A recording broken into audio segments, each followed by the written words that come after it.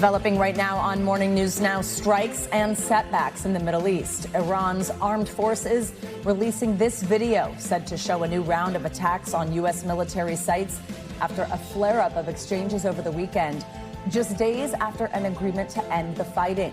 Now, President Trump warning the U.S. could be forced to return to war as both sides battle over the Strait of Hormuz. If the U.S. is still bombing Iran 120 days into this conflict, how can the Trump administration credibly say the war is over? The major war is over, and think of this as almost just a mop-up operation.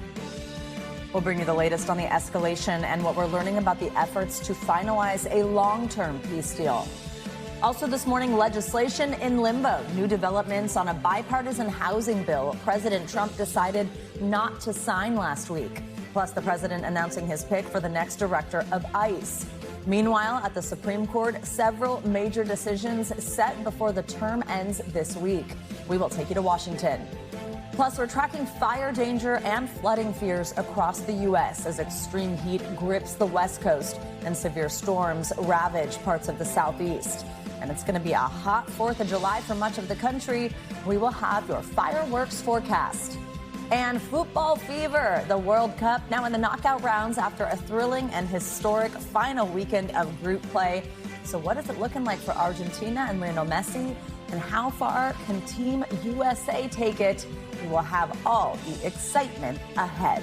It is an exciting time, isn't it? We're all very pumped for how Team USA is doing. Good morning. Thank you so much for kicking off your week with us, starting your Monday morning. I'm Savannah Sellers. Joe's off today. We're going to begin this hour in the Middle East, where a new flare-up between the United States and Iran is again threatening to unravel peace efforts. Over the weekend, both sides traded retaliatory strikes, with President Trump warning that the U.S. could be forced to return to war with Iran.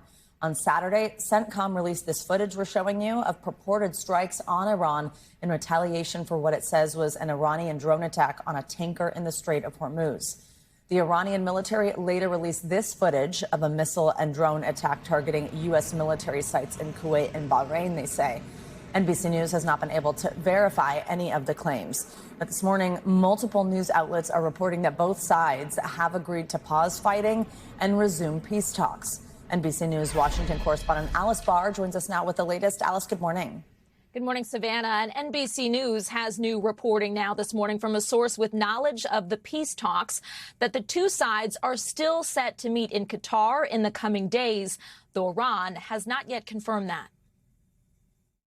This morning, hopes for peace with Iran battered by a weekend flare-up in fighting, though a source with knowledge of the talks told NBC News technical teams working toward a long-term deal are still scheduled to meet in Qatar in the coming days, and communication channels are in place aimed at de-escalation.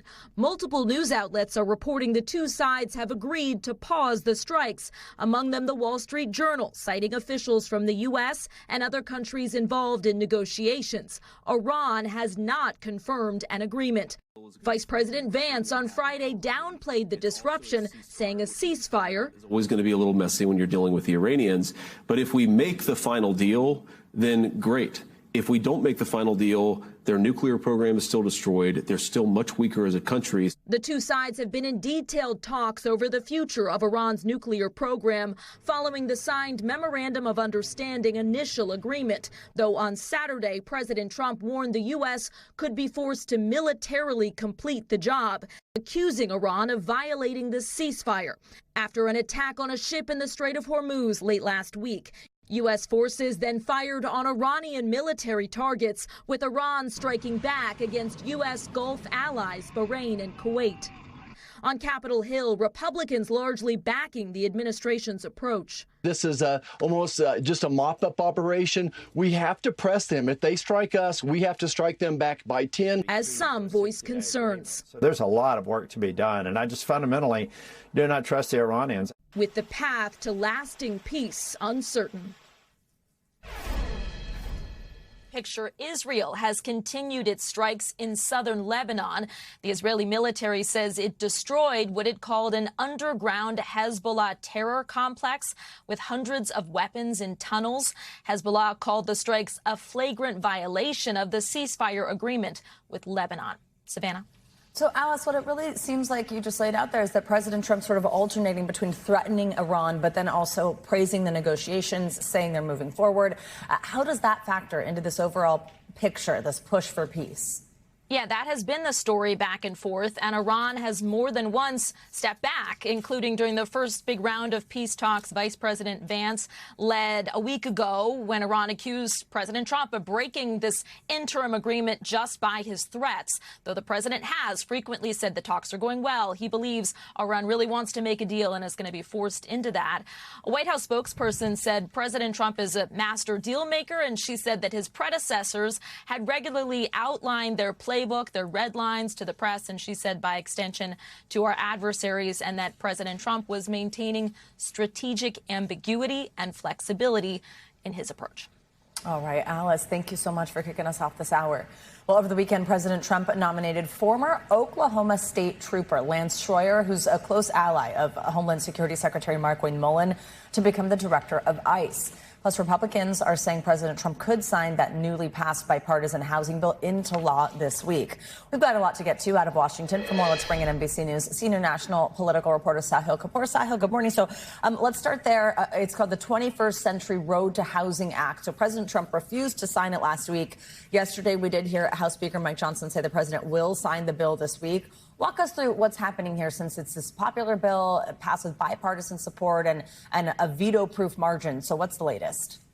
Yeah, that's all correct, of course, Savannah. The important thing to know here is that President Trump will technically, under the law, have 10 days from the time he receives the bill, from the time it's transmitted from the House to the White House, which could be as early as today, to either sign it, to veto it, or to let it become law by doing nothing in those 10 days. Now, remember, this bill passed both the House and the Senate with more than 90% of votes in both chambers. It's an overwhelming bipartisan and bicameral vote. So if the president were to veto it, the possibility of an override is very much in play, because, of course, you need 2/3 of a majority to override that veto. Republicans see a lot in this bill to celebrate, as do Democrats. The key planks are there are funding and grant programs to build more housing. It eases regulations and review processes, which many in the GOP are particularly pleased about. And there are restrictions on private equity and Wall Street investors buying single-family homes. It's a rare opportunity for Republicans to claim a tangible victory on the issue of affordability and costs ahead of the 2026 midterms, which many of them are very eager to do. So if President Trump were to try to escalate this and veto it and force an override vote, it would make a lot of Republicans even more upset and even more disenchanted about the landscape in the midterms. Sahil, a lot of this was caught up with the president essentially trying to get other business done in exchange sort of for signing this. And so this is really the president trying to push through what's called the Safeguard American Voter Eligibility, or our viewers might know it as the Save America Act. It proposes requiring proof of citizenship to register to vote in federal elections. Is that bill going anywhere in Congress? The short answer is no. It's going nowhere. And that's an important distinction that you make, Savannah, because the president is not saying the housing bill is a bad bill. He's not making the case against that bill. He's simply saying he has a bigger priority, the Save America Act, which he's repeatedly tried to attach to one piece of legislation that's moving, another piece of legislation that's moving. All that happens is that so-called must-pass piece of legislation always stalls because the Save America Act is vehemently opposed by Democrats. It doesn't have anywhere near the 60 votes needed to clear a filibuster in the Senate, and Republican senators have made abundantly clear they do not have the votes nor the desire to abolish the filibuster to push it through. So this remains a priority of the president. He continues to demand that it move, that it get attached to this or that other piece of legislation, but there's no expectation, there's no reason to believe that that's going to happen. Sahil, let's tick through some of this other Washington news. On Saturday, President Trump, as I mentioned, nominated former Oklahoma State Trooper Lance Schroyer to head ICE. In a social media post, he called him a patriot with years of experience. What can you tell us about him and that experience? Well, as you say, he's a former Oklahoma State Trooper. He's a current senior advisor to DHS Secretary Markwayne Mullin. President Trump said in a social media post, quote, he is a patriot with real operational experience and a proven leader with decades of experience. It's worth noting that Schroyer's experience is more in local than federal law enforcement. Also worth noting that President Trump is already on his third acting ICE director in just a year and a half back in the White House. Currently, it's David Venturella, who took over from Todd Lyons earlier on this year. There's a lot of uncertainty and a lot of upheaval surrounding this agency, Savannah. No kidding. Also, ICE actually has not had a Senate-confirmed director since 2017. So tell us what timeline we're expecting for that nomination process. And just remind us some of the issues that Shore is going to face if he does take over the department. Yeah, it's extraordinary. 2017, almost a decade that this agency has been functioning essentially on autopilot under acting directors who don't have, the full support of the Senate to be in a permanent role, which means they can't use their full powers in this space. The Senate is gone until July 13th. So the earliest they could even schedule anything would be, or rather even hold a hearing, would be that week. This is the type of nomination that that Senate Republican leaders might try to expedite. He would have to come before the Senate for a confirmation hearing. Of course, this agency oversees immigration enforcement and deportations. It's very easy to imagine that it would be very, very confrontational because the two parties have very different views about ICE. Republicans want it to be more aggressive. President Trump wants a more aggressive mass deportation program. And Democrats, after DHS agents killed 2 Americans in Minneapolis, are insistent on reforms to restrain how ICE goes about deportation. So there'll be a lot of questions. But remember, he just needs 50 votes in the Senate, plus potentially the tie-breaking vote of the vice president to get confirmed. He doesn't need Democrats. Trump just needs to find a nominee who can largely unify Republicans. Sahil Kapoor from Washington for us, covering a lot. Thank you so much. Well, let's stay in Washington. It is a big week for the Supreme Court. So today actually marks the start of the final week of their term. Several big cases are still awaiting rulings from the conservative majority court. 3 of the 8 remaining cases could have major implications for presidential power.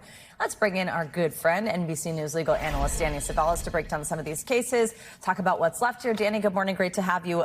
So a lot of the remaining cases, like I just said, they surround the limits of presidential power. So I'm going to take through each of these, and we'll kind of talk about the bigger theme here. But let's start with the biggest decision before the court right now. This is President Trump's attempt to end birthright citizenship. What would happen if the court ruled in his favor? This is definitely the flashiest case before the court, but it's the one least likely to represent an expansion of executive presidential power. And that's because the court seemed very skeptical of removing a system that we have where we give birthright citizenship to those people born on U.S. soil. The Trump administration has challenged that, claiming that the Constitution adds an additional requirement and subject to the jurisdiction thereof. In fact, this entire case, litigation, everything comes down to those handful of words, subject to the jurisdiction thereof. And if, as the Trump administration argues, those words mean that somebody additionally has to be present lawfully in the United States, it would be a massive change to a settled area of the law since 1898. So this is definitely one to watch, even though if you're betting, the odds are against the administration. Okay, Danny, let's talk about this next one. We're also waiting a ruling on President Trump's attempt to fire Lisa Cook from the Federal Reserve's Board of Governors. So this case centers on what's known as a for-cause standard, meaning a president can't fire someone without a specific justification. Legally, what does that require here? Yeah, the Federal Reserve Act provides, or Congress provided through the Federal Reserve Act, that the governor can only be fired for cause. And a lot of us are familiar with for cause. If you've worked in government, you may be familiar that it means that the default rule in the United States is that it's at-will employment. And usually at a private employer, you can be fired for any reason, good or bad. But that's a little different when you have for cause entitlement. So everything comes down to whether the Fed governor can be fired at will, or what for cause actually means, because you can imagine that anyone can conjure up their own definition of for cause, and specifically whether pre-office conduct counts for something you can fire somebody. Can you fire somebody for cause at the Fed if they did something untoward before they were even at that agency? So this could end up being a narrow decision limited only to the Fed.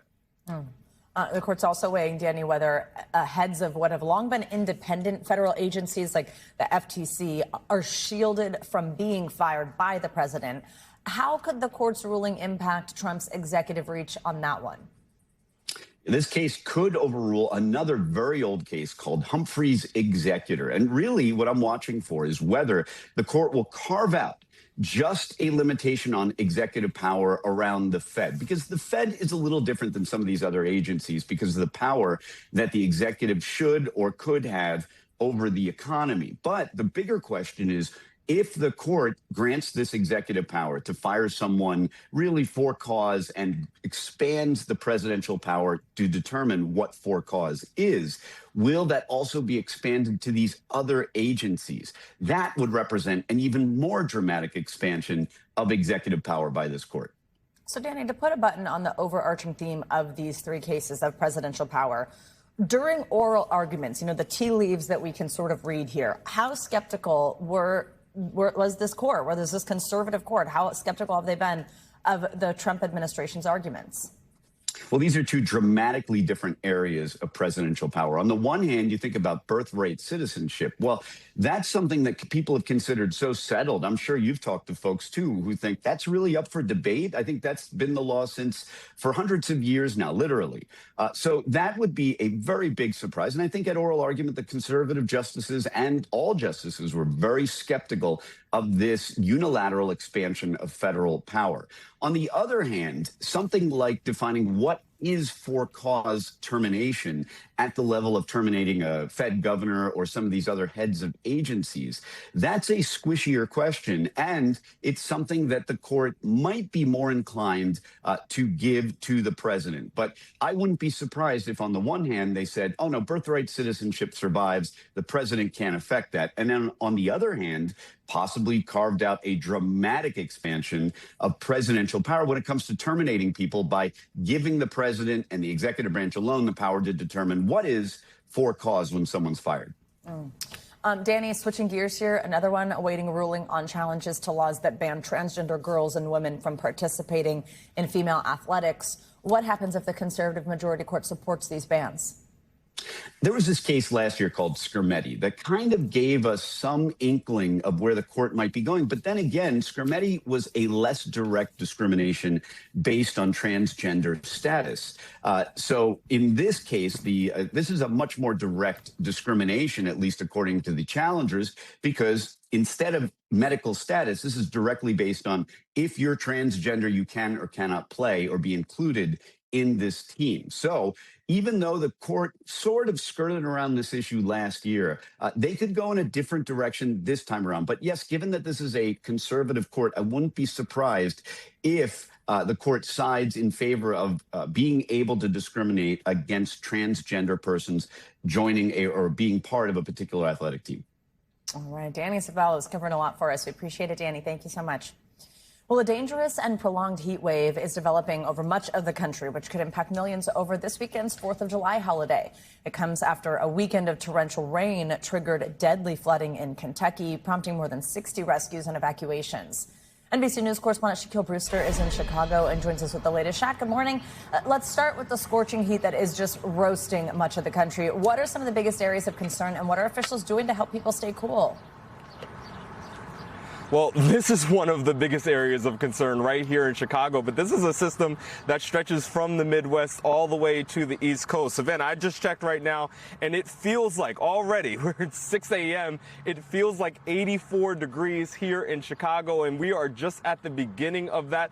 Temperatures will actually hit 90 degrees and feel like triple digits, and it's not just today, but it'll be over the stretch of the next couple of days. That's dangerous conditions for so many, and I mentioned this is something that's extending all the way to the East Coast. So what are officials doing about it? Well, we know there's that network of cooling centers. We're seeing that in Chicago. We also know in New York City, where there's that heat warning and heat advisories also in effect. They have a network of some 300 cooling centers available for folks. We know that city pools are open. I'm sure you saw that video of Mayor Mamdani jumping into the pool while wearing a full suit. There'll be a lot of people doing the same, maybe not wearing the same outfit, but going in, enjoying those pools over the course of the next few days. And what officials are advising folks is essentially treat this severe weather as you would other winter storms or other kinds of storms.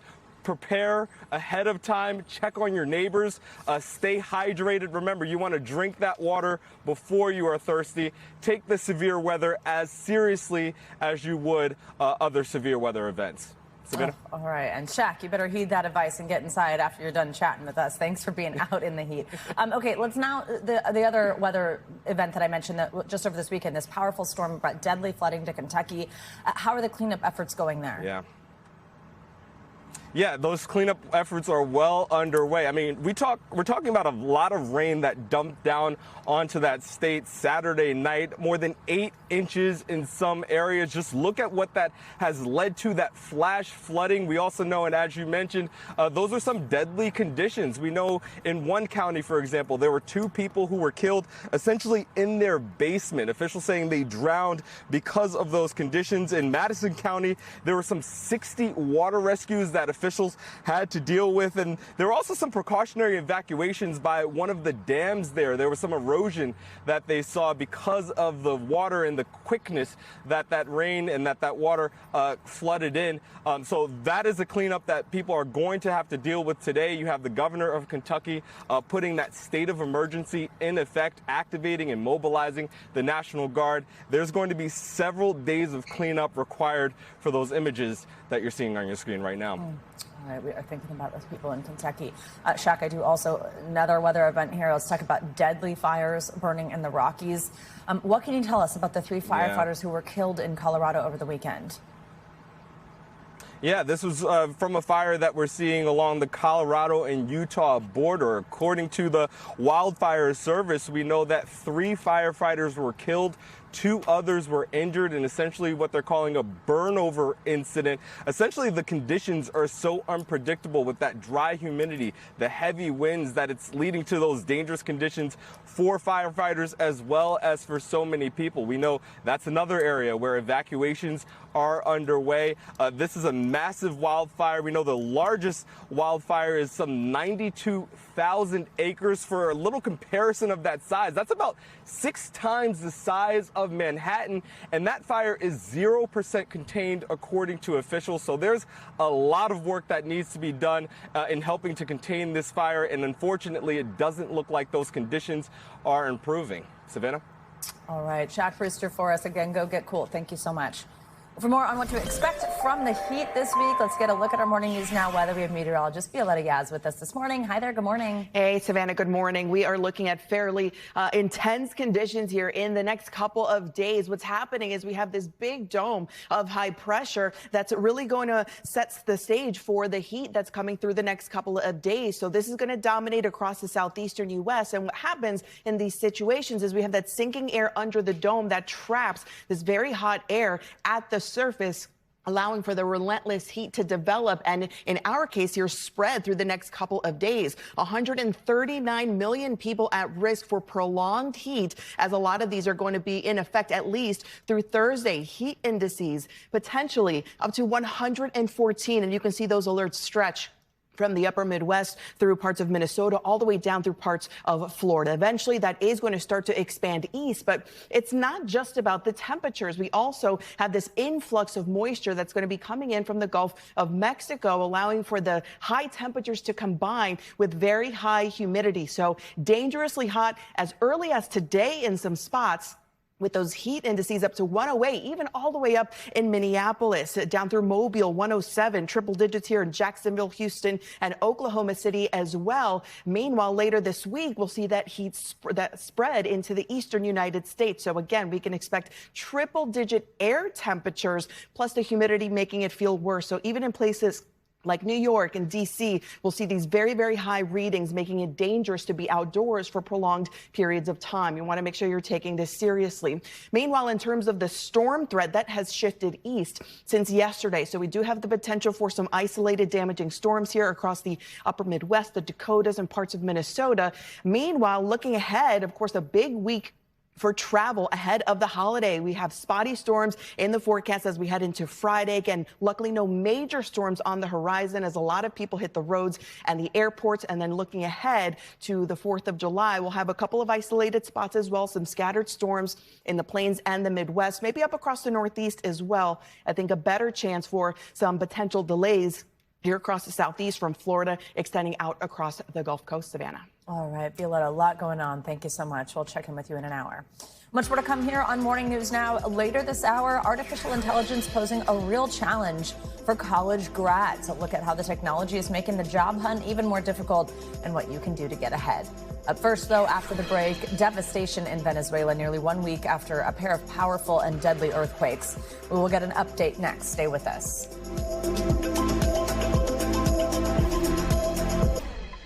We are back now with the latest on those powerful twin earthquakes that rocked Venezuela last week, causing immense devastation in the capital city of Caracas and the northern part of the country. It's been 5 days since those back-to-back quakes struck, and the death toll is now nearing 1,500 people, with thousands more still missing.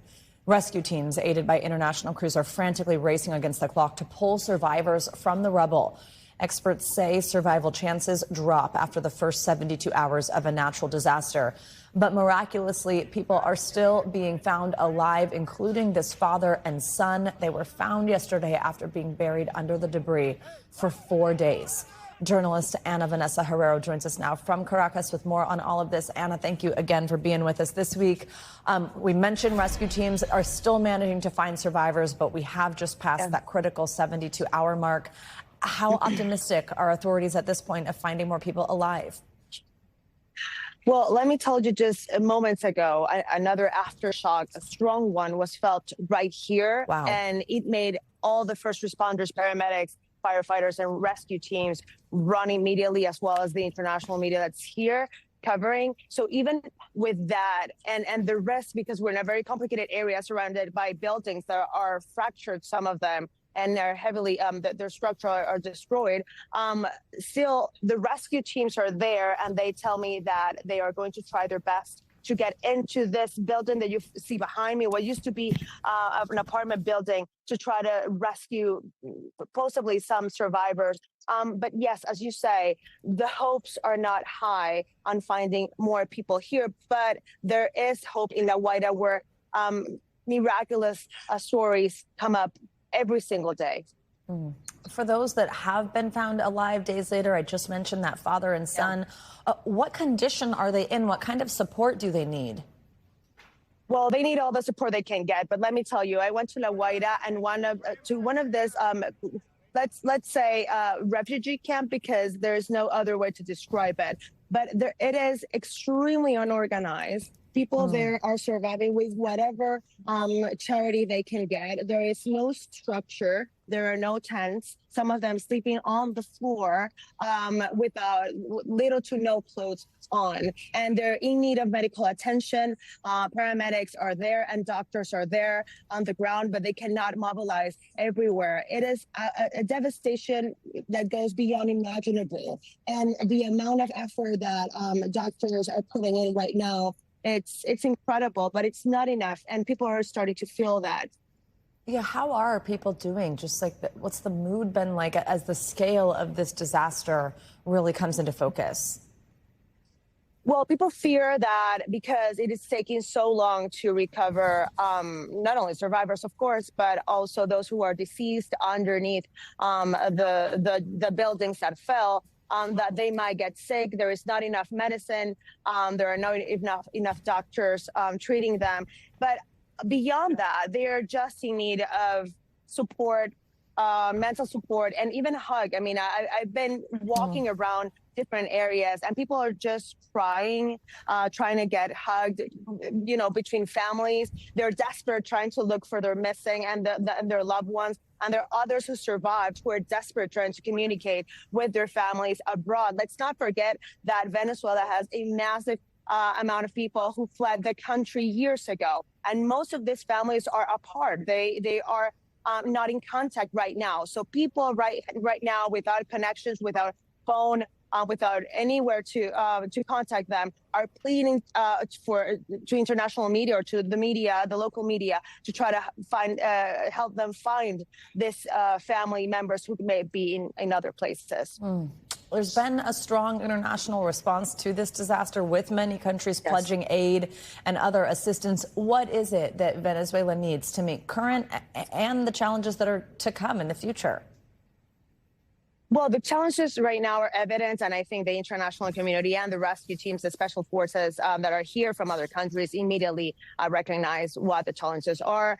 The reconstruction is going to take a long time, and also the assistance of those who survived is going also to be a challenge. Hospitals, we know, are overwhelmed with patients, and it is going to be hard to try to treat them all. I've spoken to doctors who tell me that they need to focus on those who might survive, and they are just moving on with those who might not. And this is really hard to try to understand and explain. But when you go on the ground and see the magnitude of this tragedy, then you begin to know the struggle within this different groups. But yes, there are different special teams from other countries. I saw yesterday the U.S. team, El Salvador and Mexico is also working very hard to try to survive, to find survivors. But basically, when you go on the ground, you see them working on the rescue efforts, and then the military trying to control, a little bit the area after the chaos that was last week. Oh, Ana, Vanessa Herrero, our hearts just break for Venezuela. Thank you so much. I will keep checking in with you. Yeah. Stay with us. Morning News Now. We'll be right back after this break. With a big holiday weekend coming up, we are back with an urgent beach warning. San Diego Fire Rescue says lifeguards have pulled hundreds of people from dangerous rip currents this month alone. Well, before you head into the water, experts say take a moment to check conditions and talk with the lifeguards on duty. NBC reporter Dana Williams from our San Diego station has more. Surfers are breaking their boards, leashes are snapping. We've got people jumping in the water just for a quick dip, and they're getting sucked 200 yards out to sea, and they know how to swim, but the rip currents they have been so strong that they can't even fight it. Marine Safety Lieutenant John Maher with San Diego Fire Rescue's Lifeguard Division has been at this for 26 years, but this year, he says he hasn't seen anything quite like it. March, April, May, so we had record rescues, water rescues throughout the spring. It happens. Even to swimmers who dive in feeling pretty good. We get people that very rarely go in the ocean, and we get very experienced swimmers. In the month of June alone, San Diego lifeguards have rescued 770 people in the water, and I bet you can guess what happened in the vast majority of those cases. 685 were in rip currents. Yeah, we literally just arrived about an hour ago, but yes, the plan is beach. Yeah, yep. all day. Maja and Abby came from Arizona to cool off for the weekend. I like to draw a little, listen to audiobooks. Music, yeah. read for sure. And I love to swim too. Yeah. Definitely, get in the water. Though she admits swimming isn't her strong suit. Oh, it's kind of scary, like, the idea that you can get pulled out by the rip current and whatnot. Speaking of, something about the colors, right? I don't know. Does she know how to spot them? They're like shaped like this. Yeah. Okay, maybe needs some work. And when in doubt, you can always ask an expert. But if you look down here in front of the rocks, you'll see a gap in the reef and the seaweed that is clear, sandy-looking water. That water is moving diagonally out and to the north. So he says take a good look next time you head in the water for a swim, or better yet, just keep it simple. I stay where I could touch, and that's it. Yeah. All right, our thanks to Dana Williams for that report. If you do ever get caught in a rip current, listen to this. Do not panic. Experts say the best thing to do is float and then swim parallel to shore until you're out of the current. If you can't get free, wave for help and let a lifeguard come to you. That could be some life-saving advice there. Well, from here on out, it is win or go home in the World Cup for each team that made it out of the group stage. And it did not take long for the first knockout round to bring the drama over the weekend. Canada is the first team to survive the round of 32 thanks to some late game heroics. They beat South Africa by a score of 1-0 with that one goal coming in the 92nd minute. And this isn't deja vu, but once again, Lionel Messi is writing himself into the history books at this World Cup. On Saturday, he scored on a masterful free kick during Argentina's 3-1 victory over Jordan. That makes him the first player ever to score in 7 consecutive World Cup games. Wow. For all the latest, let's bring in MLS analyst and former U.S. women's national team member, Casey White. Casey, we're so happy to have you back with us. Let's start with where things stand in the bracket, the round of 32 matchups. They got set in stone over the weekend. What jumps out at you when you look at the road to the final? This is where it gets really good and entertaining. So I'm excited about this round. Mexico versus Ecuador tomorrow is a game that will be very high octane. It's in Mexico City, and definitely a game to keep an eye on. That is going to be exciting because Ecuador is in some good form coming in and qualifying and playing Mexico. All right, we've got 3 games today featuring some real heavyweights, Brazil, Germany, and the Netherlands. What do you like about today's matches in particular? The interesting one is starting off the day, Brazil versus Japan. Japan able to tie the Netherlands, which shows that they can play against top teams. But Vinny Jr. for Brazil has the goal-scoring prowess that he can bring to the game. Netherlands got a hard draw with Morocco as well. Morocco, a semifinalist in 2022. The Netherlands have the history and also is one of those small favorites that people are thinking if they catch fire, they can go far. Has anything happened so far that's made you maybe change who you're thinking could win it all? Not necessarily at this point. France is the out-and-out favorite for most teams. Dembele got a hat trick, so he is supporting Kylian Mbappe and what he's done on the goal-scoring side. Any team that wins usually needs the X factor, but they also need another player to be able to score. Argentina has Messi, but in the last game, they were able to get 2 more goal scorers going, and then you have Spain. That's the biggest question mark. They started a little bit slow, and so they're still one that I'm wondering, will they still stay a favorite throughout this tournament? All right, we got to now talk Team USA. Of course, everybody is so excited. They play their next match on Wednesday.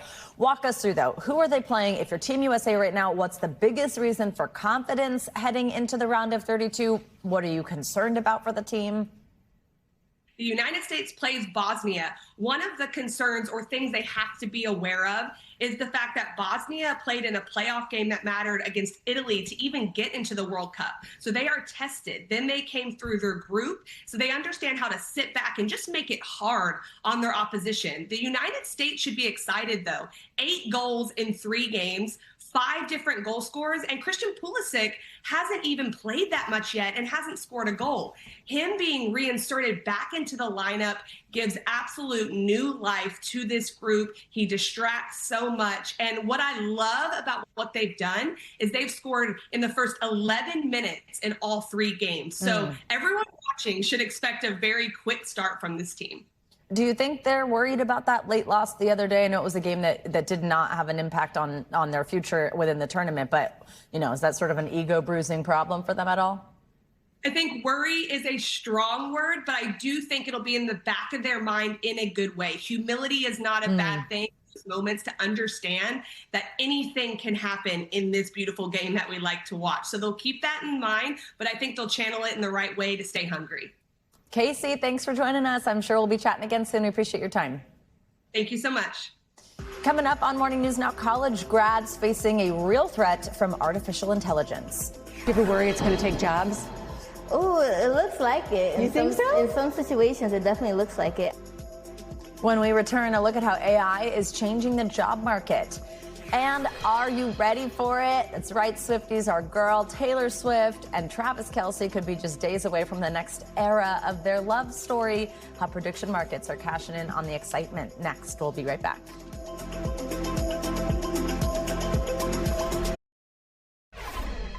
Welcome back. It's the time of the year when college graduates are tossing their caps in the air and preparing to enter the workforce. But the class of 2026 is entering a job market full of uncertainty and high unemployment rates for Gen Z. There are also growing concerns that artificial intelligence will make a difficult job search even tougher. NBC News chief business correspondent Christine Romans has a look at how AI is impacting the job market. With every technological innovation comes change. The printing press, the internet, smartphones. Now, artificial intelligence is beginning to transform our world and our jobs. The big questions, how and how much? Are you worried that AI is going to replace a lot of jobs, especially for young people? Am I worried it's going to take jobs? Yes. But do I think there'll be a net gain? Yes. Billionaire entrepreneur Mark Cuban says it's creative destruction. No, not a Terminator-esque war. I'll be back.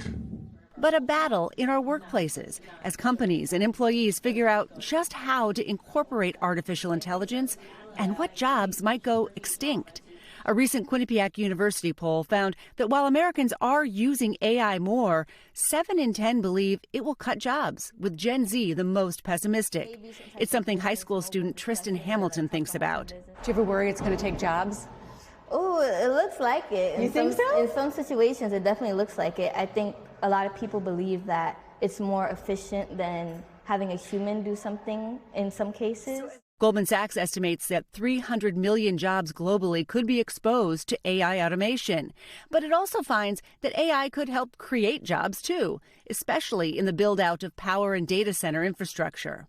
Neela Richardson, chief economist at payroll processor ADP, is tracking AI's effects on the job market and found early career and AI-exposed fields like software engineering are most vulnerable. Too often people think of AI like a weather system, like it's a thunderstorm that's going to rain down on us, and all we can do is take cover and get an umbrella and wait for impact. And so for simple tasks, summarizing documents, looking at data, yeah, there's AI for that. But for more complex tasks, AI is more of a teammate, and that can help us do that strategic, creative work.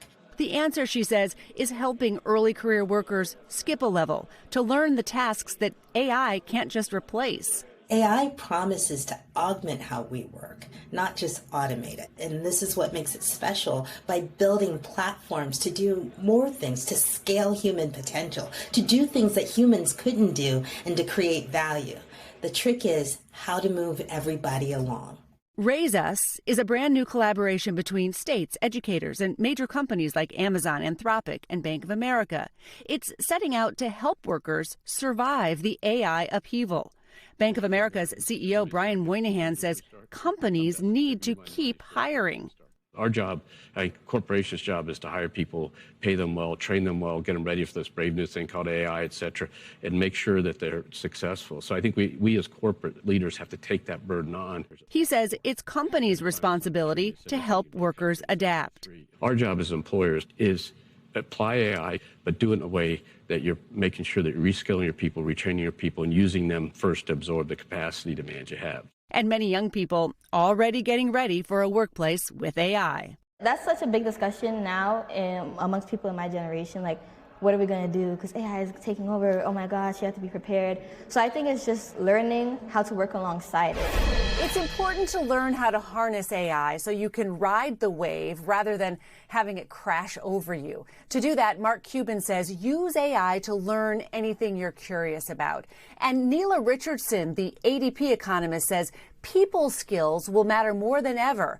Plus, AI might do certain tasks, but people will ask the questions, evaluate the answers, and decide what to do. AI is a tool, and we're in charge of how to use it. All right, Christine, super interesting. Thank you so much. Well, here in New York City, recent permit filings and a few other clues have fueled speculation among Taylor Swift fans that her highly anticipated wedding to Super Bowl winning tight end Travis Kelce could be as soon as this weekend. And prediction markets are cashing in on the Swiftie speculation. NBC News correspondent Valerie Castro has more on the millions of dollars riding on the wedding of the year. Hey, Taylor. The upcoming wedding between Taylor Swift and Travis Kelce fueling speculation about every aspect of the big day, with people throwing down big bets on the nuptials details. The American royal wedding is next weekend, probably. So how much are people gambling on things like the venue, bridal party, and guest list? Are you ready for it? Nearly $4.2 million traded so far on the online prediction market Kalshi. Are fans drawn to these prediction markets because it makes them feel like they're somehow involved, they're a part of the celebration or the detail? Yeah, I definitely think that there is a desire to participate in these different bets because it's a way to feel connected to Taylor and to be part of her story. Kalshi says about half of the money wagered is just on the location. New York City, the favorite spot, after unconfirmed reports that Madison Square Garden could be where the couple ties the knot over the 4th of July weekend. I am so team MSG for Taylor Swift's wedding. Pauly Market also taking predictions on invites. Kelsey's teammate Patrick Mahomes and one of Swift's besties, Selena Gomez, topping the bets. Dollar figures for entertainment markets still pale in comparison to sports. Kalshi reporting $11 billion in trades on the World Cup so far. The NBA Finals hit just over $2 billion. But Kalshi says its entertainment market is already up 100% compared to all of last year. And it's adding a market to trade on who Swift will wear when she weds. Nearly every part of the life of this showgirl now ways people can make or lose money. Valerie Castro, NBC News.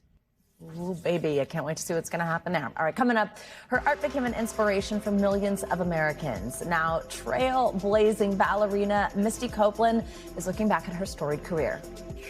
What do you love about America?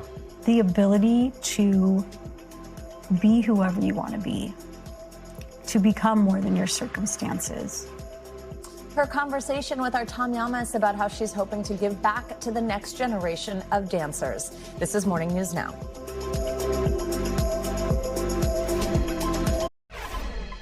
Finally this hour, the story of a trailblazer in the ballet world. Misty Copeland was the first ever African-American female principal dancer in the American Ballet Theater's history. Now she's become a role model for the next generation. NBC Nightly News anchor Tom Yamas sat down with Copeland for his series, Great Americans. What do you love about America? The ability to be whoever you want to be, to become more than your circumstances, to have dreams that could truly be fulfilled. She's a once-in-a-lifetime ballerina, a trailblazer, and a role model. It's something Misty Copeland never dreamed of growing up in poverty. It was at 13 years old at the Boys and Girls Club that I was introduced through this free ballet program to the local ballet teacher. And in that first class, she said to me, "I think you're a prodigy." Dancing on point or on your toes normally takes years to master. Copeland was doing it within months. Did you realize at that point, I have a gift? I was being told, but it was not something that I was really paying attention to. I grew up in a household where, there's a single parent. We were houseless for most of my upbringing. At the time that I started ballet, me and my 5 siblings were living in a 1-bedroom motel. Do you think there was a part of you that thought maybe these ballet shoes are my ticket out of this life? Eventually, yes, that definitely became something that pushed me. This feeling that I could be part of something that's bigger than myself. I could leave the circumstances that I'm in.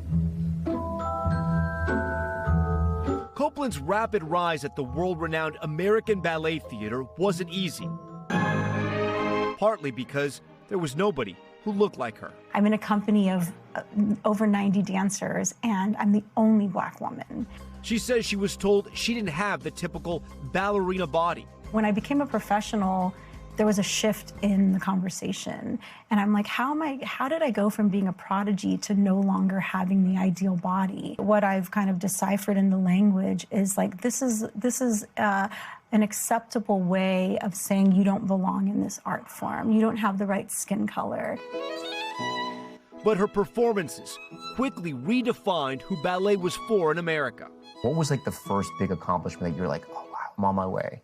Being cast as the Firebird, to see the turnout on that first night in New York City. The House of Metropolitan Opera was sold out, and it was full of Black and brown people and a lot of young people. It was the first time we saw something like that. It was a cultural shift in the way that I think people looked at what ballet means to America, and that it can be inclusive when people see themselves reflected. Misty, take a bow. She became the first and is still the only African-American female principal dancer in American Ballet Theater's 85-year history, inspiring leagues of young ballerinas. She took her final bow last year and is now giving back to the community that gave so much to her. 1, 2, up, 3, 4. The Misty Copeland Foundation offers free dance classes to kids in underserved communities and includes a pathway to formal training at prestigious dance schools. We have free ballet programs in the Bronx and in Harlem. That's how how I was given an opportunity, and we're going into community centers and spaces where people never would have imagined they could take a ballet class. What would you say to a little girl who's out there who is maybe going through something very tough and she wants to do something that is very hard to do, like become a ballerina? What would you say? It's so important to trust your instincts and to know that this is truly something you want to do. It's so important to have a support system and build that and have people to turn to, especially on those days when it's tough and maybe you feel like you can't do it. That truly has been the power behind me and my success. Our thanks to Tom Yamas for that conversation. So wonderful. That's going to do it for this hour of Morning News Now, but stay with us. There's a lot going on and the news continues right now.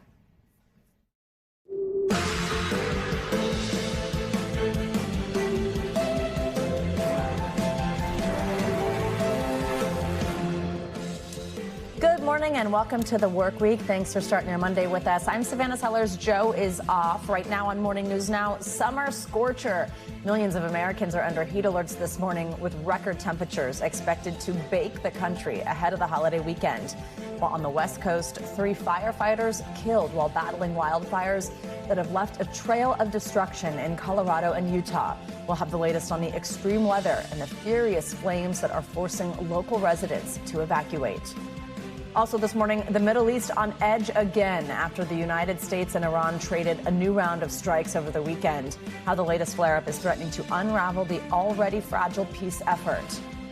And Luigi Mangione and Alec Murdaugh are both back in court in separate high-profile cases. Mangione pushing for a potential plea deal in the killing of the United Healthcare CEO, while Murdaugh is attempting to clear his name in the killing of his wife and son. Plus, how one woman ground her way to the top by blending her passion for coffee and making it into a multi-million-dollar brand. We'll speak with the founder of the Nitro Bar in our latest edition of Women Mean Business. I'm very excited. I'm going to try some delicious sounding lattes this morning and tell you all about that business. But we're going to start this hour with that major heat wave that is impacting most of the country ahead, of course, of the 4th of July weekend. Millions of Americans are under heat advisories as temperatures pushing triple digits are being reported in cities from Chicago to New York. For more, let's bring in NBC News correspondent Shaquille Brewster, who joins us from Chicago with the latest. Shaq, good morning. Good morning, Savannah. It's already early, or still early in the morning, but it is already very hot here in Chicago as the city braces for its first heat wave of the season. We know temperatures are expected to hit 90 degrees today, but you can expect it to feel like triple digits for much of the week. Those are conditions not just experienced here in the Midwest, but hitting folks all the way to the East Coast. This morning, millions bracing for a holiday heat wave ahead of the 4th of July. Forecasters warning of dangerously hot conditions with record temperatures soaring throughout the week. 139 million people are under heat alerts from Minneapolis to Tallahassee, with the swelter extending into the Northeast. New York City opening its public pools, with the mayor jumping in wearing a different kind of swimsuit. The week ahead expected to feel more than 100 degrees in multiple states. While out west, deadly wildfires raging across the Rockies, with more than a dozen fast-moving blazes burning through the region. Officials say 3 Colorado firefighters were killed and 2 others were injured over the weekend in a desperate 2,000 acres, placing hundreds of homes at risk and prompting evacuations. One family's condo was completely consumed by the blaze. There's nothing but cinder block foundations left. Millions now under air quality alerts from California to Colorado. It comes as search and rescues are still underway in Kentucky, where catastrophic flash flooding overwhelmed the state over the weekend, killing at least 4 people and prompting dozens of water rescues. The governor signaling the end is near. Everybody out there, stay safe. The rain is just about done in all of Kentucky, and then we will dig out. And what's concerning so many officials, especially here in Chicago, is that there will be little relief from the heat even when the sun goes down. Those feels-like temperatures will stay right around 80 degrees, especially downtown Chicago. That's why you have officials saying, hey, make sure you take care of your neighbors, check on them, stay inside as much as possible, and stay hydrated. Make sure you're drinking water before you're thirsty. Savannah? All right, Chuck, good tips. Take them. Go get cooled off. We appreciate you being out there for us. Well, now let's get a closer look at just how hot you can expect it to get this week in your area with our Morning News Now weather. We have meteorologist Violetta Yaz with us this morning. It's a hot one, isn't it? Hey, Savannah. Yeah, it is going to be a very uncomfortable week. We have very, very high temperatures in the forecast here through Thursday. 139 million people at risk. We're talking a life-threatening and prolonged heat wave. Heat index values potentially as high as 112 in some spots, and you can see those alerts expand from the upper Midwest all the way down through parts of Florida. So where is this going to be concentrated today? Well, really across the middle of the country, from Sioux Falls all the way down through parts of Florida. Heat index in Tallahassee today as high as 108, and you can see plenty of triple digits on the map from Dallas up through Louisville, up through Chicago, and extending up through the Sioux Falls area as well. For tomorrow, this does start to shift ever so slightly to the east, so we'll start to see numbers just as high in places like Lexington, Atlanta, even Charleston, up to 101 degrees. And you can see we're still very much so in it across the middle of the country. So this is something that's going to last for several days. By the later portion of this week, that's when we really start to see things ramp up across the East Coast. We'll see triple-digit temperatures potentially for 2 or even 3 days in some very big cities here in this city. In New York specifically, 103 Wednesday through 104 on Friday. Again, mainly heat index temperatures here. In terms of the severe weather threat, that's mainly going to be concentrated across the middle of the country today. Not such an elevated risk. It has been a very, very rough severe weather season for the Midwest, but a slight risk in store for today, nonetheless, with the potential for damaging winds and also localized hail with that. So today, heavy rain and thunderstorms for the middle of the country, just some isolated showers elsewhere. Heading into tomorrow, we'll see perhaps a cluster of thunderstorms on the tail end of this front across the northeastern United States. So a very ample moisture is going to not only fuel the potential for these thunderstorms, but of course, bringing that heat index very, very high when you combine the very high temperatures along with the very high humidity levels in the next couple of days. So a very rough week in store. You'll want to make sure you're checking on your vulnerable neighbors, just like Shaq said, the elderly. You want to make sure that they have what they need. A quick check to Friday. Of course, a huge travel week ahead of the 4th of July. Travel spots that are going to be dealing with some issues perhaps across parts of Florida. So Miami, I'm thinking, as we head into Friday. Then on the 4th, again, no major storms to worry about, so that's good news there. But of course, some of the typical spots, Florida yet again with the potential for those isolated gusty thunderstorms. Plains and Midwest could be dealing with some gusty storms as well. And then your fireworks forecast, again, some isolated spots, but luckily no major systems to worry about at this time. Savannah. All right, there's a little bit of good news there. Thank you so much. Well, in the Middle East, a new round of attacks between the United States and Iran appears to be over for now. Both sides traded strikes over the weekend in a new threat to peace efforts. But NBC News is learning that both sides are still planning to meet in Qatar in the coming days to continue talks over a long-term deal. NBC News Chief International Correspondent Keir Simmons joins us from Jerusalem. Keir, good morning. Hey, Savannah, good morning to you. You're right. We've seen 4 days of conflict now. That effort to get those US-Iran talks back on track. President Trump just posted Iran has requested a meeting. It will take place tomorrow in Doha. I'm told by a source familiar with the talks that it will be technical teams figuring out how to move forward on that memorandum of understanding. But there's confusion too. Iran's deputy foreign minister saying that it is not confirmed. This morning, the US and Iran appear to have pressed pause after a weekend of escalating strikes. US Central Command releasing grainy videos saying it hit Iranian missile and drone storage sites and radar locations. President Trump had vowed to respond after Iran hit a ship trying to pass through the Strait of Hormuz outside Iranian waters Thursday. You're going to find out. The US hitting multiple Iranian targets on Friday and Saturday nights, less than a week after Vice President J.D. Vance in Switzerland declared he'd agreed a deconfliction deal with Tehran. Iran responding by targeting another ship, as well as Bahrain and Kuwait, with its military releasing this footage, though it's impossible for NBC News to independently verify when it was filmed. Just days after US Secretary of State Marco Rubio had visited those countries in a show of support.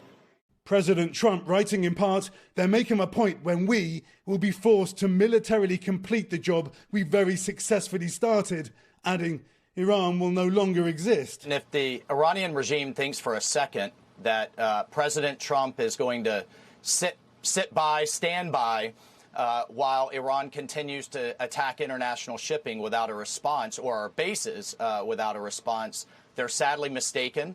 It's a battle of wills. Iranian officials insisting the Memorandum of Understanding signed with the US puts Iran in charge of reopening the Strait of Hormuz. And they say the agreement compels Israel to halt strikes on Iranian proxy Hezbollah. Despite that, this weekend, Israel fired on Hezbollah strongholds in southern Lebanon. While Iran's president, according to Iranian state media, says that $6 billion worth of Iranian money held in Qatar will be released for Iran, the Qataris not confirming that. But Savannah, the war may be over for now. What we're seeing on multiple fronts are both sides battling over what the peace should look like. Savannah? All right, Keir, thank you so much. Well, this morning in Washington, President Trump is pushing for his new pick for ICE director. This comes just days after the administration saw victories in 2 immigration cases at the Supreme Court. For more, let's bring in NBC News senior White House correspondent Gabe Gutierrez. He joins us from the White House with the latest. Hey, Gabe, good morning. Savannah, good morning. Immigration and Customs Enforcement hasn't had a Senate-confirmed director since 2017. All of its leaders since then have served in an acting capacity. But the president is doubling down on his deportation agenda after controversies earlier this year. With immigration enforcement in the spotlight this morning, President Trump nominating former Oklahoma State Trooper Lance Schroyer to head ICE. Schroyer is a close ally of Homeland Security Secretary Mark Wayne Mullen, who calls Schroyer a great pick. The agency is facing new scrutiny, with a DHS watchdog set to review an increase in deaths of detainees at ICE facilities. A DHS spokesperson saying in a statement that there has been no spike in deaths. The nomination follows a pair of victories for the administration at the Supreme Court, including a ruling to remove legal protections from thousands of Haitian and Syrian immigrants in the U.S., clearing a path for their deportation. Be here underneath a permanent status, or we'll help you get back to your country. President Trump's also touting new progress in remaking the nation's capital, touring sites of current and future renovations, from Lafayette Park, just north of the White House, to a public golf course, East Potomac, that the president says he wants to turn into a championship course. Later, his motorcade riding around Memorial Circle between Arlington National Cemetery and the Lincoln Memorial, where the president plans to build a massive triumphal arch, sparking a growing public backlash. Democrats argue his pet projects will backfire in the upcoming midterm elections. Former President Biden, in a fiery speech Saturday, attacking President Trump's, quote, vanity projects. Tearing down the east wing of the White House, making room for his ballroom, putting his name on a Kennedy Center. What a loser.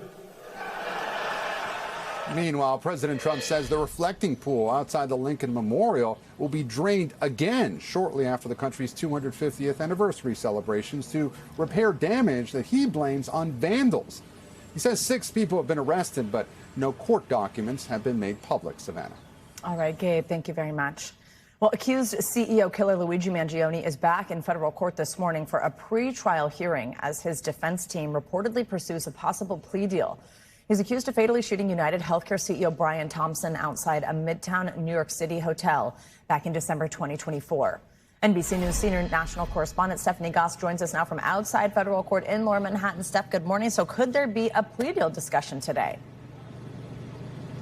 Hey, Savannah, it's possible, but a source familiar to the matter tells NBC News that they were really close to getting that plea deal last week, and then it fell apart. So more likely this hearing is going to focus on scheduling and the jury questionnaire. And right now, prosecutors are saying that the defense team wants to ask potential jurors questions that are too personal. They're also upset because the defense team, they say, is looking to ask too many duplicative questions about the health insurance industry. So they'll hash out those discussions, and they'll also talk about the schedule for this trial. They may even set an actual trial date. It's expected to start early next year, Savannah. So if there isn't a plea deal, Steph, what are the next major steps before trial? Well, they have to definitely have to iron out this jury questionnaire, and that's the process to pick a jury. And that's a complicated process, specifically in this case, in part because of the notoriety of the case. So many people are familiar with what's going on. The other things that they're going to have to hash out, and this has been an argument all along from this defense team, is that you also have the state case going on at the same time, and they're trying to navigate those issues as well. That's going to factor into the scheduling and their arguments. So look to that to be a kind of sticking matter in the federal case, Savannah. So, Steph, Mangione also faces separate state charges in New York in the shooting of the United Healthcare CEO, Brian Thompson. What is the latest in that case? Well, Savannah, it's been interesting this month. Earlier this month, the judge in the state case, Judge Caro, said that the defense team was going to pursue what's called a psychiatric defense. And that would mean that during the trial, the defense would argue to the jury that their client didn't deserve murder too, that instead he deserved manslaughter, which is far less time in prison. But it is also a tacit admission that their client was responsible for the killing of Brian Thompson. And within 24 hours of the judge talking about that defense, the defense team said they were going to withdraw their intent to pursue it. So that case is proceeding now back to normal. And the date for the trial is set for September 8th. The judge says they're going to stick to that date, Savannah. All right, Steph Gosk for us from Lower Manhattan. Appreciate it, Steph. Thanks. We have big breaking news this morning, a move in the media world making some waves here. Our parent company, Comcast, just announced that it plans to split into two publicly traded companies by spinning off NBC Universal and the British broadcaster Sky. That company will continue to produce media and entertainment, allowing Comcast to focus on its broadband business. This follows Comcast's spinoff of other cable networks, including CNBC and MS Now, into a new separate company, Versant. For more on this, let's bring in NBC News business and data correspondent Brian Chung. Brian, good morning. Morning. Interesting news for us all to wake up to this morning yeah. as employees of this company, at least at this moment. What more can you tell us about the split and what investors are saying? Yeah, certainly making waves in this building where our parent company is NBC Universal and its parent company is Comcast, but also making waves to the overall media industry and what has been another big story of a large change in the corporate structure of this massive media company. Again, what we're talking about here is Comcast saying that they're going to split off their media and entertainment business. That would be NBC Universal. That would include our news arm as well as the entertainment side of NBC, the TV shows that are produced by that particular network, as well as the Universal side of things, the theme parks, the movie studios. That spinoff will also include the British broadcaster Sky.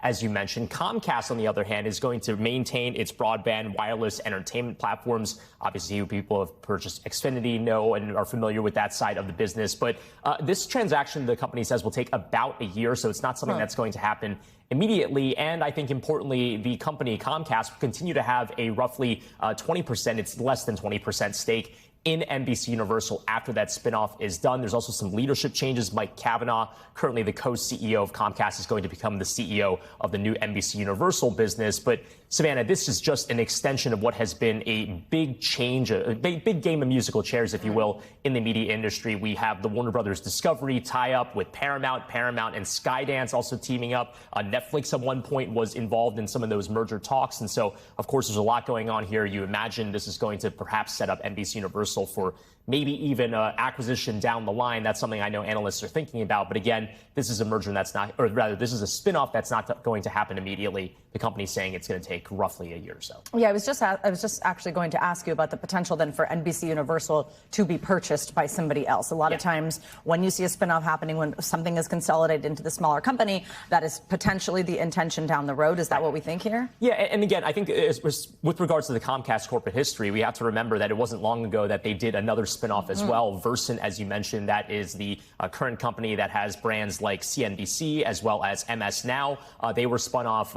It was only about a year ago that finished. And so we haven't seen Versant get acquired by another company. But of course, that is always the talking point. I mean, I think you have to rewind to the AT&T spinoff of Time Warner for a comparison here. In that case, it was also a cable company that rolled off a substantial amount of media and entertainment assets. And Time Warner ultimately got bought up by Warner Brothers Discovery. Then they were purchased by Paramount, and now Paramount is merging with Skydance. And so you can just see how it's a game of football in some cases with media and acquisition in this space. But again, this is something that we'll be watching very closely, especially here in this building. No kidding. Certainly is. Thank you, Brian. Appreciate it. Yeah. Staying overseas, it's a big moment for the royal family. In just a few days, Prince Harry, Meghan, and their 2 children are expected to return to the UK together for the first time in 4 years. NBC News international correspondent Molly Hunter joins us now from London with the latest. Molly, good morning.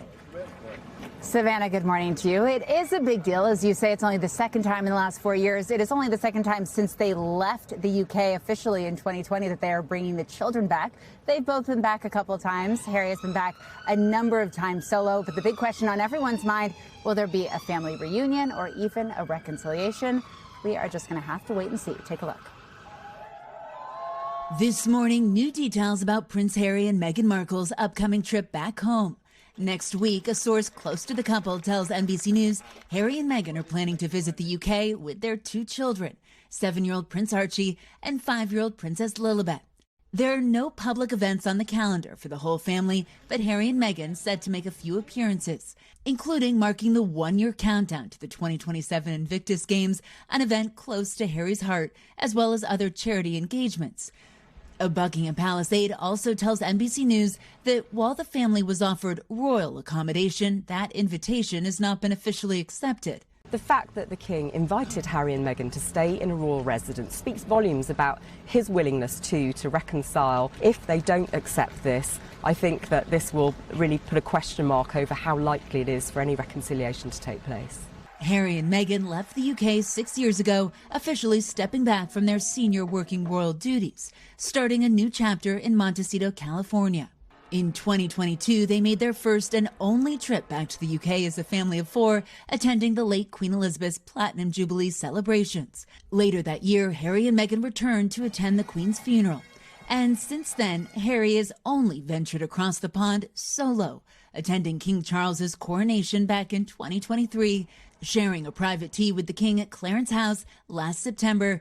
But the relationship remains fraught, that meeting just months after this BBC interview. I would love reconciliation with my family. Life is precious.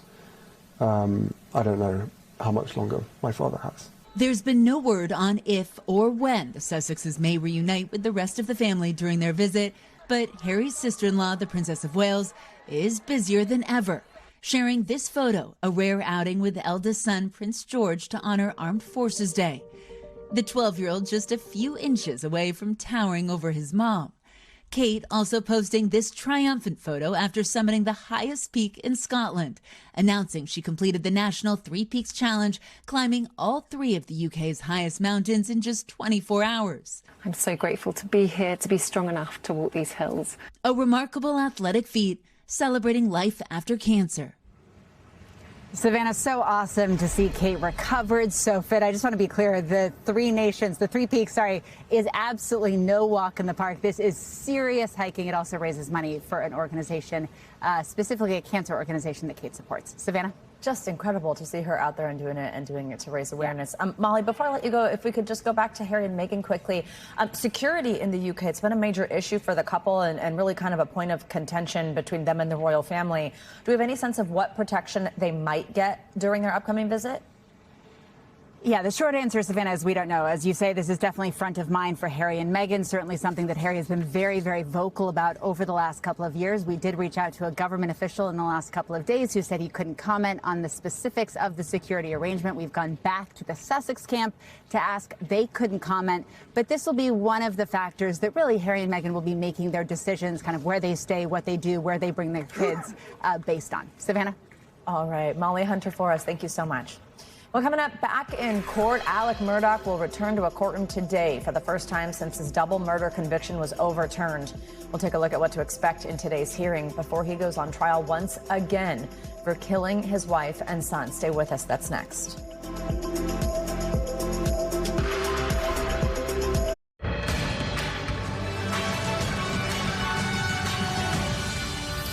Back now with a closer look at what's making news in the world of politics this morning, starting with a primary victory for a Trump-backed candidate in Louisiana. NBC News senior national political reporter Sahil Kapoor joins us now. Sahil, good morning. Good morning, Savannah. We begin today in politics, with Congresswoman Julia Letlow winning the Republican nomination to be the next U.S. Senator from Louisiana. She clinched victory in a Saturday runoff against former Congressman John Fleming by about 14 points. Letlow was endorsed by President Trump as part of his revenge plot against two-term Republican Senator Bill Cassidy, who voted 5 years ago to convict Trump for inciting an insurrection in the January 6th impeachment. Cassidy was eliminated on the first ballot 6 weeks ago in a race that highlights the price of dissent, even occasional dissent, in Trump's GOP. He will no longer be a senator by January. And Letlow, who faces Democrat Jamie Davis in the general election, is the favorite to win in the red state. Meanwhile, in Alaska, a Superior Court judge ruled that a man with the same name as Republican Senator Dan Sullivan is eligible to challenge the incumbent on the ballot in the August primary. The ruling overturns a lower court decision sought by Senator Dan Sullivan to disqualify the other Dan Sullivan on the grounds that his candidacy is conceived in bad faith and designed to confuse voters. Senator Sullivan has also claimed that the other Sullivan is a Democratic plant to help his opponent, Mary Peltola, allegations that her campaign and party have denied. The latest ruling could still be appealed to the Alaska Supreme Court. And that is a look at what's making news in politics today. Savannah? All right, Sahel, thanks so much. Well, this morning, Alec Murdaugh, the former South Carolina lawyer accused of killing his wife and son, heads back to court in his latest attempt at clearing his name. It comes after the state's Supreme Court tossed out his conviction last month. That opened the door for prosecutors to quickly decide that they will try Murdaugh for murder a second time. NBC News national correspondent Aaron Gilchrist is outside the courthouse in Lexington, South Carolina. Aaron, good morning.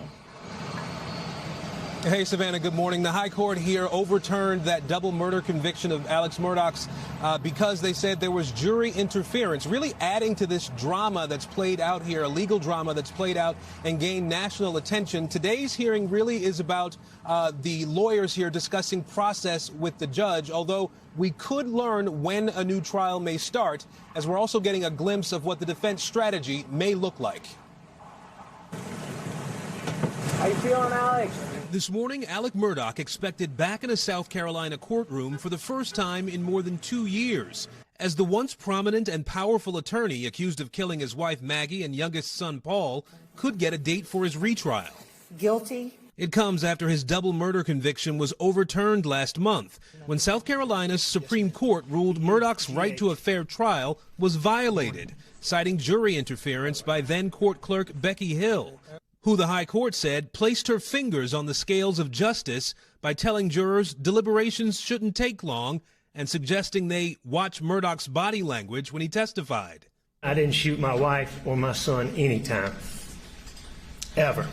At trial, prosecutors painted a picture of a man so desperate to cover up financial crimes and to maintain the integrity of his well-to-do family's name that he carried out the 2021 killings on the family's sprawling ranch to garner public sympathy. But his defense has pointed to a lack of evidence, and Murdaugh has maintained his innocence even after conviction. The case has been the focus of multiple true crime docs and series. This is the fall of a dynasty, a fall from grace. Now, with a new trial on the horizon, Murdaugh's legal team is asking for the case to be moved to a new jurisdiction and could introduce new witnesses and evidence, telling this to Craig last month on Today. Is there a new working theory about if it was not Alec, who it could have been? We do have information that's been provided to us. Since the trial? Since the trial. And there are, frankly, a lot of people out there who believe in Alec's innocence. Murdaugh's lawyers have already asked the court to have unidentified male DNA, previously found under Maggie's fingernail, undergo an independent analysis, something the judge would have to agree to before trial. As the now 58-year-old Murdaugh, who is still serving a separate 40 years for his financial crimes, looks to clear his name of murder. Aaron, there are a lot of moving parts here as we look toward that retrial, and today will be just the first pre-trial hearing. So what can we expect out of this one?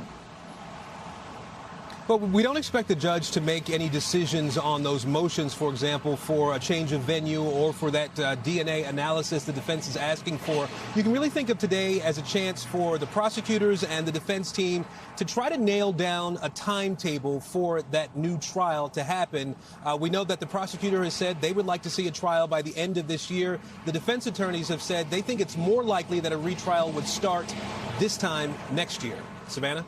All right, Aaron, thank you very much. Well, now let's get to some new research about young teens and social media and the disturbing content they are exposed to online. It comes as social media companies promote safety for kids as one of their core values. NBC News Now anchor Kate Snow joins us now with this exclusive research. Kate, good morning. Good morning, Savannah. So right now, at least 5 states are suing Snapchat, claiming it exposes children to inappropriate content. The company says it tries to block those kinds of posts for kids. But in a new research report obtained exclusively by NBC News, experts found not only does Snapchat allow kids to view disturbing content, it actually recommends it to them. A warning, some of these posts are graphic. Snapchat is central to teen life. Roughly half of 13 to 17-year-olds say they use it every day. In ads, Snapchat emphasizes how it protects teens. For teens aged 13 to 17, we offer additional protections to keep the focus on connecting with people they know in real life. How long did it take you to do all this research? It took us about Sarah Gardner and Amanda Clore are moms and social media watchdogs. We really wanted to understand for ourselves, what's it like to be a 13-year-old on Snapchat? Are you terrified by what you now know? Absolutely. Their advocacy groups Heat Initiative and Parents Together Action set up 3 accounts on Snapchat for 13-year-olds. Not real kids, but avatars named Mateo, Sophie, and Kai. Researchers then monitored the accounts to see what kinds of content Snapchat fed them. How quickly did your 13-year-old profiles start to see unsafe content? Within the first minute. Within the first minute? Within the first minute. They say in the first day, Snapchat recommended more than 700 posts to their 13-year-old accounts that the report found to be unsafe. Some so graphic we can't show them on TV, including extremely violent and sexualized content. This is a video that Snapchat recommended to a 13-year-old of a woman describing a graphic sexual act that she wanted performed on her. They say Snapchat also recommended videos showing what appear to be young teens using alcohol and drugs. Others glorified eating disorders. This was one of many images that was recommended that showed bodies like this as a normal, healthy body. Snapchat is trying to make the platform more addictive by showing shocking videos that keep people's attention, and that's true for kids too. You think this is intentional? Absolutely. Jacob, Emma, and Kaylee are high school students who all say they joined Snapchat before turning 13. It's so normal to see stuff like extremely hypersexual, extremely violent, where you're just like shocked. There's sometimes a feature where you can mark it like I'm not interested, or you can even report it, and that sometimes it works, but then a couple scrolls down you'll see some more like it. I think it's kind of omnipresent. On these apps, that kind of content is everywhere. Jacob is a member of a teen tech council and speaks to kids about the dangers of social media. The scariest part is it's kind of shaped our culture as young people. It's kind of redefined us to be unsurprised by these like vile things, these vile acts. I wonder if it makes you a little more cynical about the world. To protect young teens from predators, Snapchat says it automatically makes their accounts private and undiscoverable by adult strangers. They also say they will not connect adults with underage users unless they have 3 mutual contacts. Did you find that to be true? No, we found that Snapchat actually recommended hundreds of adult strangers to some of our avatar accounts. Emma says she gets friend requests from adult strangers. They'll immediately chat me like, what do you look like? And then they'll send a picture of themselves. What kind of pictures? It could be their anatomy, and most of the time it is. And then if you're like, who are you? They're like, well, I'm trying to get to know you. How many times would you say you've been friended by an adult who you didn't know? Like over 50 times. In a statement, Snapchat told us in part the new report is only based on a handful of researcher-created accounts and does not provide a balanced or representative assessment of teen safety on Snapchat. The company says no single safety feature or policy can eliminate every potential risk, and it continues to invest in new protections and work closely with safety experts, law enforcement, parents, and policymakers to keep all Snapchatters safe. You all have loving parents. Do you think they understand Snapchat? I think most parents don't. They have no idea that Snapchat is anything more than a messaging app to talk to your friends. Right now, the fight is between the parents and the kids. Should we give access? And so much weight is on the parents to make that decision. The fight should actually be between families and Snap. They have given us a fully unsafe product. Earlier this month, advocates held a social media victims remembrance day to remember the kids who took their own lives or otherwise died after being cyberbullied or maybe overdosing on buying drugs on social media. Their families are pushing for more reforms. And Kate, this is we have been talking about this, having this conversation for literally years now. And you've covered it too. I have, and we have talked about it on the air, off the air, and we are in some ways, right, starting to see some change. It's been so difficult to tackle regulating this, but we're seeing in other countries, like in the UK, they just banned social media for kids under 16. What is the U.S. government doing to regulate these apps, try to keep them safer? As you probably know, there are some pieces of legislation on Capitol Hill right now that have bipartisan support, because this really isn't a red or blue rare thing. area, right? Right, and they're all parents, right? So there are some pieces, some bills. Unfortunately, they don't go as far as what the UK and Australia have done, and those bills are stuck. They're not getting through the system on Capitol Hill because there's other priorities that the leaders of Congress have decided to prioritize. So right now, there's not a whole lot of movement. And what the experts said to us, and you've heard this a million times, Savannah, is that every parent out there needs to talk to their kids, especially if they're already on Snapchat. Just sit down and have a quick conversation about what they're seeing, what they're doing, and the experts say, don't make it like, if you do this, we take your phone away, because that kind of reactionary approach is going to make the kids clam up and not tell you hide things, right? Absolutely. But to your point, we were talking about this while the story was airing, that it's not like just for messaging. It's not like just like text. Yes. It's not even just disappearing text. Right. Like, it is content that can be found, and it seems sort of like the Wild West there. Yeah, and as one of our kids said, the parents don't necessarily think that. They think it's like this cute, funny Snapchat with the little cartoons and dog faces. Yeah, absolutely. Kate, great reporting. Thank you so much. Good to have you here. Coming up, your morning coffee is about to get an upgrade. The founder behind the Nitro Bar is here, and she's whipped up some of their most buzzed about drinks. You'll see. It's coming up next.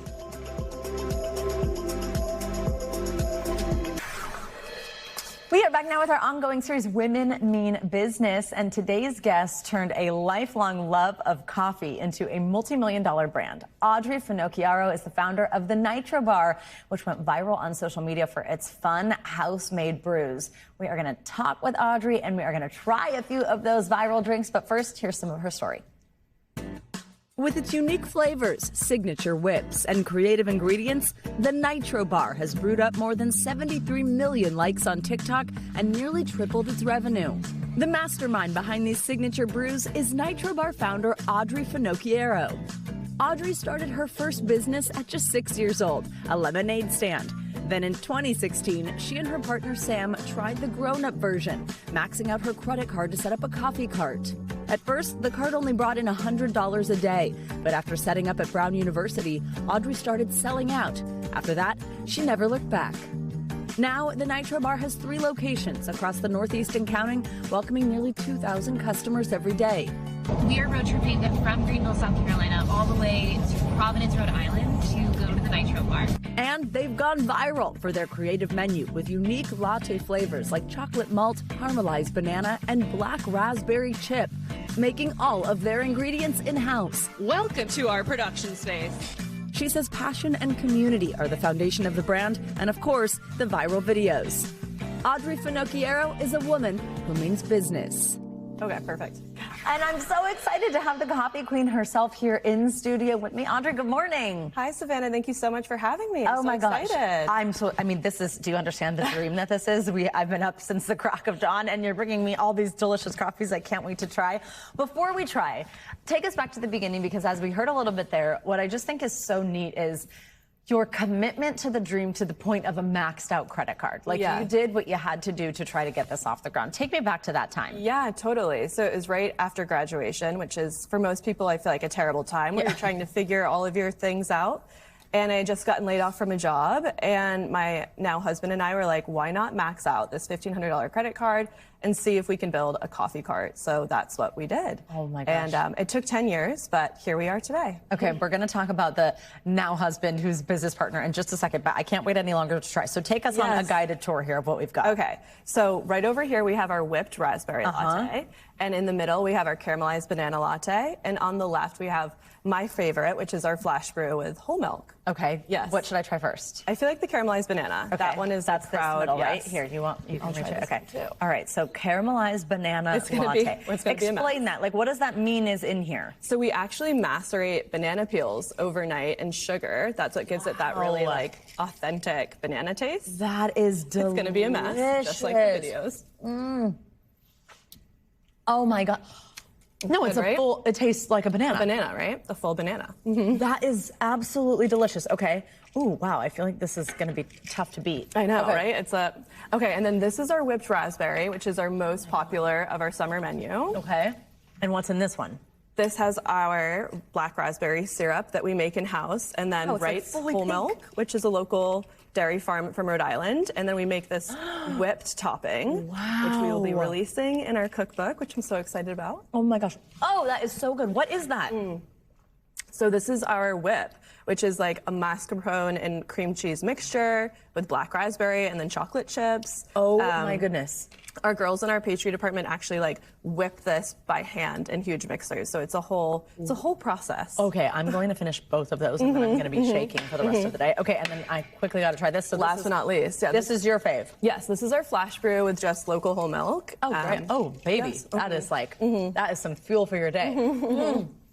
Oh my goodness, I love it. Wow, Can't these go are wrong with any. fantastic. So what's been so cool, and it's easy to see, like, especially if you take this one, for example, this pink, I mean, you've gone totally viral. Like this, your social media presence took your in real life business just to another level, would you say? Yeah, absolutely. Social media has done so much for our business. I think first and foremost, it's allowed us to have accessibility that typically small businesses would need a big budget behind marketing and advertising, but now anyone with a phone and determination can really make it work. So that's what we managed to do. Okay, you mentioned a cookbook. Yes. You also have something else that you're about to launch that you're announcing today. Yes. You've got a lot on the horizon. Tell us. Yes. So we're launching a cookbook, which will come out next spring. We're opening a store in New York City, another one in Providence. And today, we are actually launching our coffee club, which should be live right now. So basically, you can subscribe and get all of our coffee beans shipped to your door. And for the first 24 hours, everyone that subscribes is going to get one of our mugs. We're so excited to finally launch this. Oh my gosh, we're so lucky to have you today as you launch it. I can't overstate how delicious this is. And Okay, I'm normally good. just like a plain latte person. Okay, good. And don't usually do like a sweet or a sugar or anything, but this is just, because it tastes, you can tell it's real fruit. Real fruit, yeah, it's not too sweet. It's not at all. Okay, so you mentioned now husband, business partner. How do you make that work? Yeah, number one, a great couples therapist. That is what truly helps us so much. But learning what we're good at and really working separately, honestly. A lot of the time, Sam and I don't work together because we have different strengths and weaknesses. But I think finding boundaries and times to log off has been super helpful. And yeah, just finding balance the best that we can. That's a good answer. Yeah. And the best you can. I like that you caveat it with that because it's not always never possible. perfect. Yeah, exactly. We love on this segment to ask your advice for someone. I think in your particular shoes, there's so much to look at what you did and admire, and I think people might be scared to take the leap on, like to max out a credit card, to follow a dream of starting a business rather than just going and getting the job in an office out of school. What's your advice to a young woman watching? I would say that I think a lot of the time women particularly are told that we need the latest makeup or we need the latest shoes or like recording equipment, all these things. I don't think you need any of it. I think you really just need determination and hustle, and you can make anything work. Just really believing in yourself too. And fake it till you make it, baby. Oh my gosh. Cheers to that. Cheers. Thank you so much for coming. It was so lovely to have you live. This nice is to chat. delicious. If you're in Rhode Island, she's got multiple locations there and one coming soon in New York. Check it out. Thank you. Great to have you. Thank you so much. We thank you for watching, and remember, stay updated on breaking news and top stories on the NBC News app or watch live on our YouTube channel.